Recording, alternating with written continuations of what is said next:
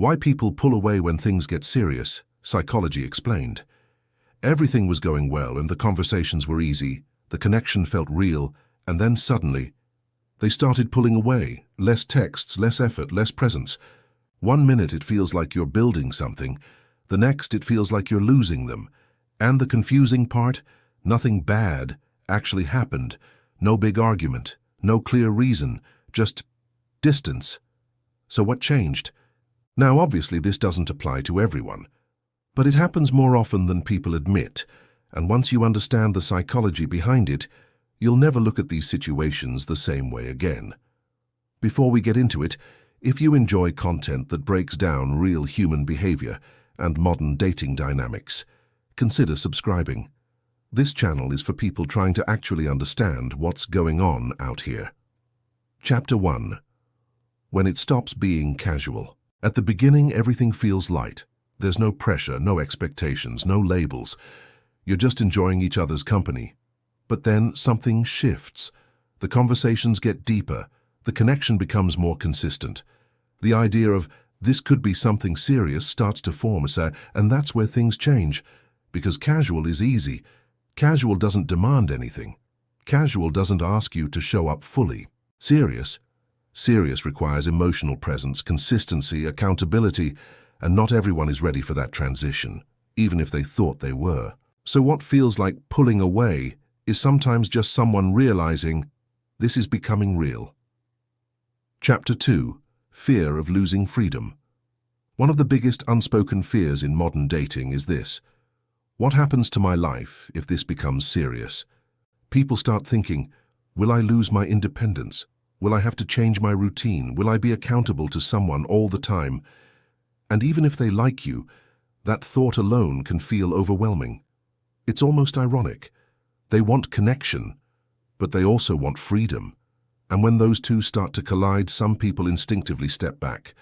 Not because you did anything wrong, but because they're trying to protect the version of life they're comfortable with.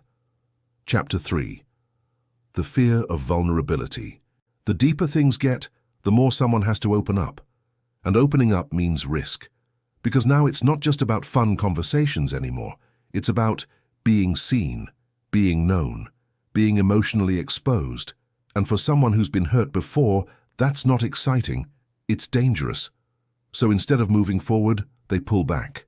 Not because they don't feel anything, but because they feel too much. There's a quiet logic behind it. If I don't go deeper, I can't get hurt. Chapter 4. Past experiences start speaking. People don't enter new relationships empty. They carry memories, patterns, and lessons, sometimes the wrong ones. So when things start getting serious, the past shows up. They remember the last time they trusted someone, the last time things fell apart, the last time they got too attached, and suddenly the present starts feeling like a repeat of the past, even if it isn't. So they pull away early, not because of what's happening now, but because of what happened before. It's like their mind is saying, we've seen this movie before. Let's not stay till the end this time. Chapter 5. Emotional overwhelm. Sometimes it's not fear, it's just too much too fast. Strong connection can feel amazing, but it can also feel intense. When someone goes from casual interest to deep emotional involvement, quickly it can create pressure. They start overthinking, is this moving too fast? Am I ready for this? What if I mess this up? And instead of communicating that, they create space. Because distance feels like control. Chapter 6. The ideal versus reality conflict. In the early stages, people often project an ideal version of what they think the relationship could be. Everything feels perfect until reality starts to show up. Differences appear, expectations become clearer, compatibility starts being tested, and that's when some people realize, this felt great in the beginning, but long-term I don't think so. That hesitation can cause them to pull back, not because you're not good enough, but because the situation no longer feels as simple as it did before. Chapter 7. Self-sabotage. This is one of the most frustrating ones. Some people actually like you, a lot, but the moment things get real, they start overthinking, creating distance, acting inconsistent, not on purpose, but almost automatically. Why? Because deep down they don't believe things will work out. So instead of risking disappointment later, they unconsciously create it now. It sounds strange, but for some people, familiar disappointment feels safer than uncertain happiness. Chapter 8. They realize they're not ready. And sometimes the simplest answer is the real one. They liked you. They enjoyed the connection. They meant what they said in the moment. But when things started becoming serious, they realized, I'm not ready for this. Not ready for commitment, not ready for emotional responsibility, not ready for what comes with a real relationship. And instead of saying that clearly, they pull away. Chapter 9. They were never fully invested. Here's a hard truth most people don't like to hear. Sometimes, the connection felt deeper to you than it did to them.